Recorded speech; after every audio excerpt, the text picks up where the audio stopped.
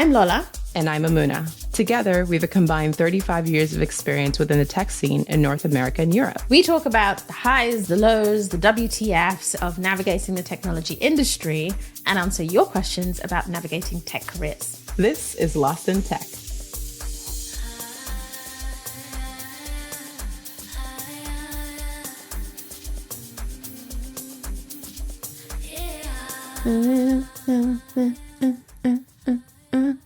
So much for never singing. No, I'm not singing. On the pod. I don't know why you're we are definitely keeping that part. Definitely. I think we need to create clips, amplify that voice. What? Maybe give a slight auto-tune, get you like T-Pain status. I do not know what you're talking about. I have no idea. See it, girl. So. I'll just go quiet again. Oh my gosh. Hopefully it's all good. We're able to get you that star power you deserve. So let's talk about star power, Mamuna, because not that this is paying us, but it is quite clear that our podcasting job is in danger, quite frankly. Okay. We are obsolete already, and we didn't even get here yet. We're not even there yet. We're not even there yet, and we're already obsolete. So we're going to go back to the AI. Okay. And Google, we know we've talked before, they've been a bit behind in the AI game. They're catching up to everybody else who's kind of jumped ahead. They released an experimental product called NotebookLM, I think last week. And what it does is it allows you to drag any kind of content. You can put a PDF, a document, a website, anything that you need to understand better. And then you can ask questions about the content of those files and then get answers. So if you're a student, for example, I'm imagining they'd say like, here's 3 papers that I need to process. Can you give me bullet points and top 3 things from each 3 papers, which so far, so good. It's text prompts, it's conversational. They have a feature called an audio summary. The audio summary produces a roughly 10, 12-minute mini podcast about the content. And when I tell you this shit freaked me no, Mamuna, spot on would be like, it's a robot voice, right? And it's accurate. This is humanoid. 2 people having a conversation. Dude. Laughing, saying, sounding nervous, like pausing and be like, hang on, let me think about this for a minute. What? Yeah. I could have used this when I was studying for my MCATs. 100%. Like thinking about topics, complex topics, and the way it breaks it down so simply. My husband has been lined up. He's been trying to read the EU's white paper on GDPR and blockchain. It is 120 pages of dense technical and legalese and policy wording. He put it into NotebookLM and it gave him a 20-minute episode. And it was he was easily like, understandable. Boom, now I know. Got it. I got all the points. He was like, yep, now I understand what's in the white paper. So what I think is interesting, right, is I think that it's an interesting means to learning, right? So I would argue that it's not quite podcasters that are in trouble, because most podcasters aren't like teaching you a concept in the same way that I think most people are going to learn. I think most people are giving like their experiences. Or and lifestyle. I think that, it's whatever. Exactly. I think that it's more so professors. I don't think teachers of younger children, but I think professors, because the complex topics that you go to lectures for to learn, now you could just get the course material, the textbook, and put it into not that I'm advocating any skipping. No, dude, let's be real. Like if it's a boring lecture and the professor's been teaching the same topic for 20 years, you can skip the class. Like, let's be real. That's what it does. These painful engineering calculus courses. Painful. I had to do calculus too. God help me. My gosh. If someone could tell me that I could skip every class and just insert that damn textbook, in a heartbeat. But okay, so there are some buts here because this is where I start to get a little bit mindful. It does not tell you it is AI. Yes. And that is a problem for me because I'm like, it is so human-like in the way that, and we're going to introduce, we're going to insert a clip in this podcast so people can hear the example of what this thing sounds like. It is so human-like that I'm like, this is when hello regulation, kind of like the same way your Instagram influencer is forced to put ad before they shill another brand. Yep. I'm going to need you to declare upfront and at the end, this audio summary was produced by artificial intelligence. I may enjoy it. I may feel like human-like, but I should not be like I was listening also to it and I feel like source, I think. Well, because it's personal. So it's like, it's only going to give you an audio summary of content you've put in. So it's not publishing that content anywhere. So you know what the source is because you uploaded the document. But you can download the audio summary and share it elsewhere, which is actually true. Yeah. So I think we need some kind of fingerprinting here that just helps you be like, this is not real humans. Right. I do think I agree with you on source. And then the other thing is kind of like, I worry about the provenance of it because I might write some groundbreaking piece of text. Yes. And someone puts it into this thing, turns it into this super shareable audio summary and sends it all around the world. Right. And maybe is using it to promote something on a page that's got ads that is now earning money. And I never get a penny of that. Well, that's actually a product I worked on maybe now, oh my gosh, a while ago, a long time ago, early in my product years, where I was helping creators monetize their content on YouTube.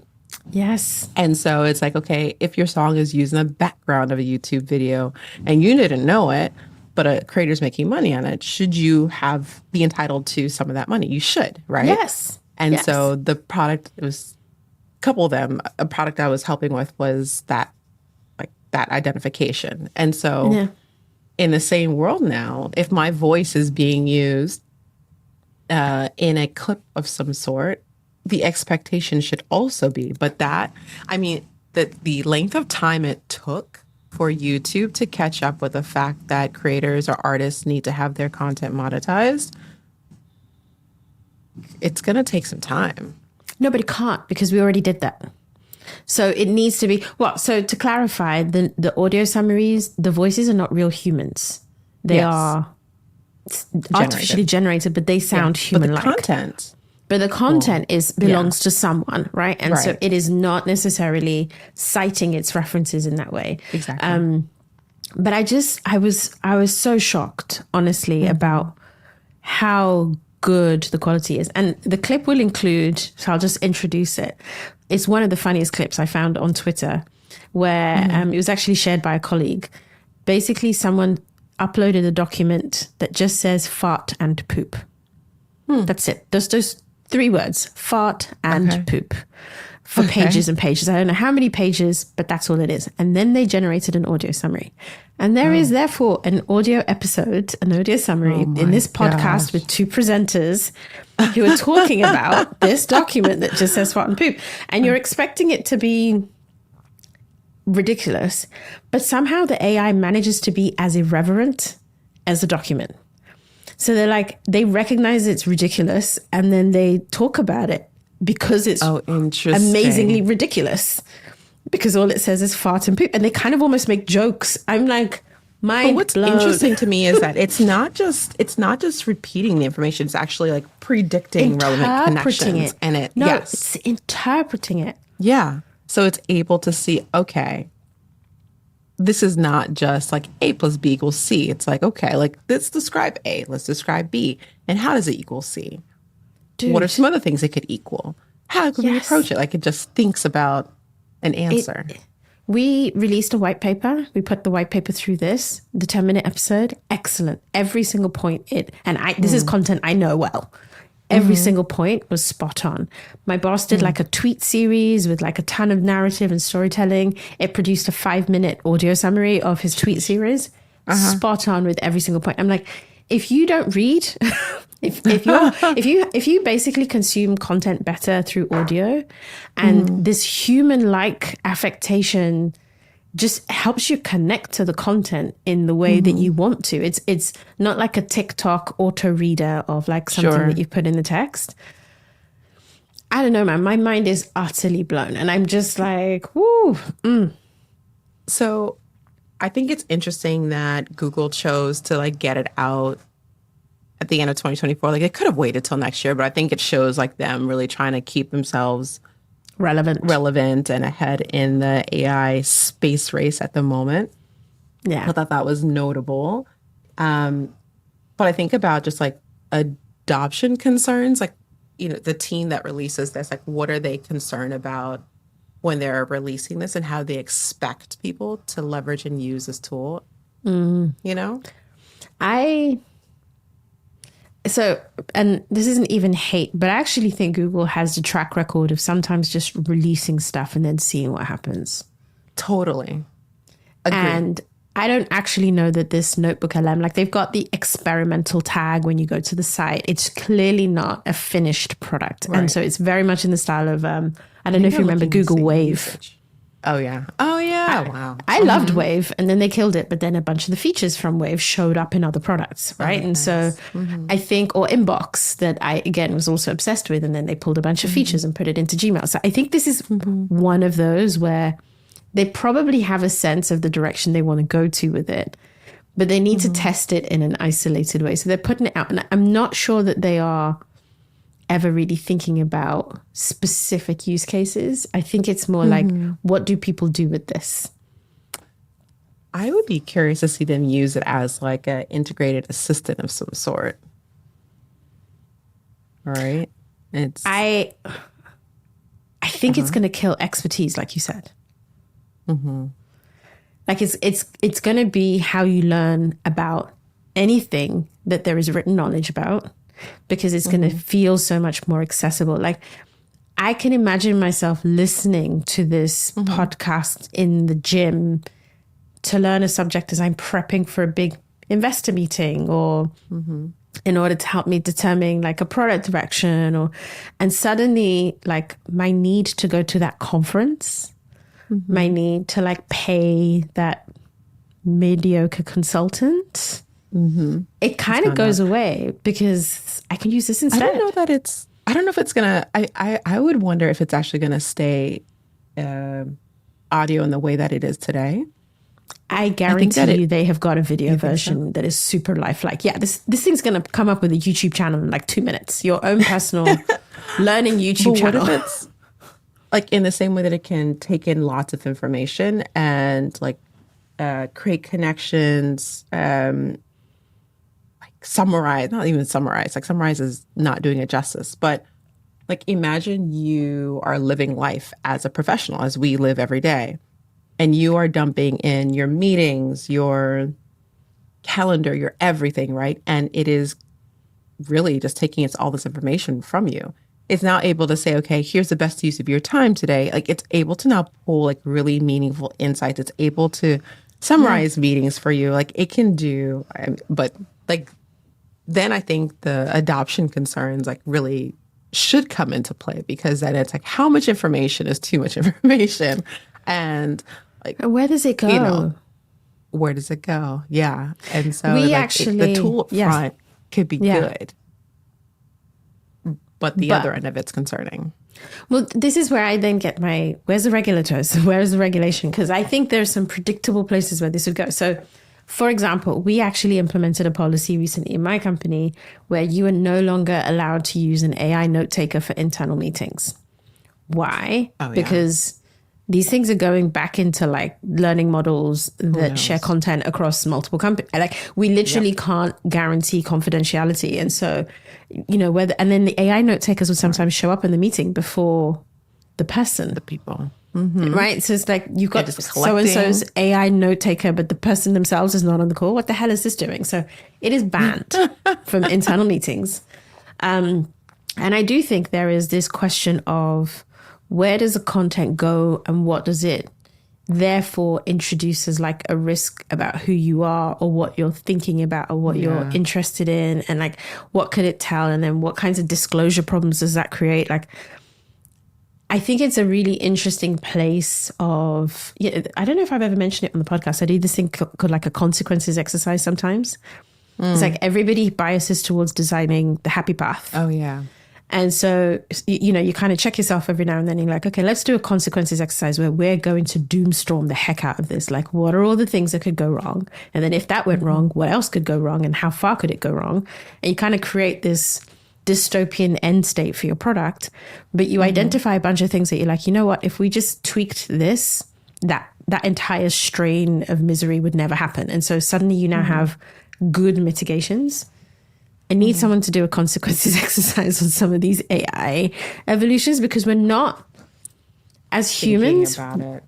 we can't overly process it. And hearing something like this that sounds so much like me and you and people we know that are real and three-dimensional with blood and have no content control. Yeah, it's like this is the worst of Her or like Ex Machina or like all of these. We have watched the movies. So like part of me is like excited, but I'm also like, I don't know that humanity is really, ready for this. My husband made a really good point about, what does it mean if like most people won't call a plumber anymore, because you can basically get AI to interpret and give you a very personalized way of working through something. And I'm like, some of us will call a plumber because I'm not touching a toilet, right? Yeah. But you're right in that entire reams of expertise, and probably around knowledge workers. This is the point. You could argue for some knowledge workers like YouTube. There are people who are like, oh yeah, I'm just gonna watch a YouTube video and figure out how to insert a spigot. I don't know, whatever, right? But it's different to say, like, I'm going to watch a YouTube video that I'm trying to find the content I need. This is almost like, I need you to, I'm going to submit like quantum physics paper, or I'm going to submit some leaked documents from the Pentagon, and I want to know which one of these things is going to give me the nuclear codes. And here's a 10-minute episode. There you go. Do you know what I mean? Like, it's a very different paradigm. Us dumber? I think it challenges us. But think about like back when we were younger, it was like encyclopedias and like, okay, go figure out which encyclopedia has this information and read through it, use discernment, use your lot, like think about how you would approach this information and then write me a summary of this thing. So I think it doesn't make us dumber, but it assumes something about how we need to learn that does need to evolve. So I would say, like, I was already thinking about this with my child. I actually, she's changing schools. So we're doing school visits. And one of the interesting topics was how they use tech. And a bunch of the schools were like, we introduce tablets because learning how to use a search engine is a skill. It requires them to understand how to put search terms in and then interpret those search terms to find the right data source.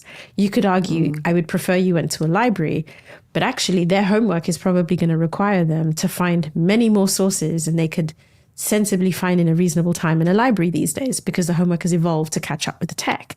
So I think this is going to change, like, what's the quality of input? So first of all, we were kind of looking at the quality of analysis. Well, the technology is going to analyze it for you. So now I need to evaluate, did you identify the right sources? Did you go looking for the right inputs in the first place? And that's where your critical thinking skill is going to come in. But teachers, like I said, the guy who's been teaching the same lectures for 20 years, dude's going to have to evolve. They're going to have to change their lecture patterns. They're going to have to change how they teach. And that's going to be interesting to see. I don't know if it would make us dumber, but I definitely think there are more supervillains in development with this tech. Ooh. Mic drop. On that note, we've made this show for you, and we want to hear your stories. We have our combined 35 years experience in tech. We have an incredible bank of experts to call on. We are your safe space. So send us your tech challenges, and we'll help you create some draft decisions through some real talk. You've been listening to me, Mamuno Oladipo. And me, Lola Pearson. Edited and produced by me, Michael Bussa, with theme music by 031 Mash. Email us at help@lostintechpodcast.com or DM us at lostintechpod.